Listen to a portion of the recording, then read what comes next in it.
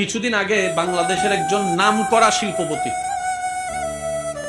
হাজার হাজার কোটি টাকা, ধরেন না কোটিপতি যেটা আমরা বলি, দেখ কথা বলার একটু সুযোগ হয়েছে, বিভিন্ন বিষয়ে কথা বললাম।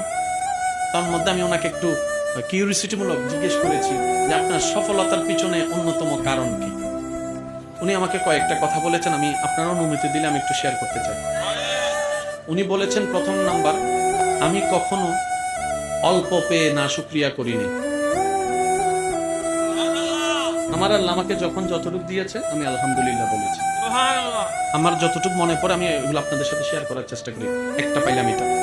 দ্বিতীয় নম্বর, আমি কখনো বড়দের সাথে বেয়াদবি করিনি। সুবহানাল্লাহ বলবেন না? তৃতীয় নম্বর হচ্ছে, আমার ছোটরা আশেপাশে যারা আছে, আমি যখনই অল্প কামাতাম তখন আমি সবাইকে দেওয়ার চেষ্টা করতাম, প্রতিবেশীর হক আদায় করার সর্বোচ্চ চেষ্টা করতাম। একটু মনোযোগ দিয়ে শ্রবণ করবেন। চতুর্থ নাম্বার, আমি কখনোই মা বাবার চোখে চোখ রেখে কথা বলি নাই। একটু জোরে বলেন না সুবহানাল্লাহ। আল্লাহ দেয় সত্য, কিন্তু আল্লাহকেও তো রাজি করতে হয়। আমি কখনো মা বাবার চোখে চোখ রেখে কথা বলিনি।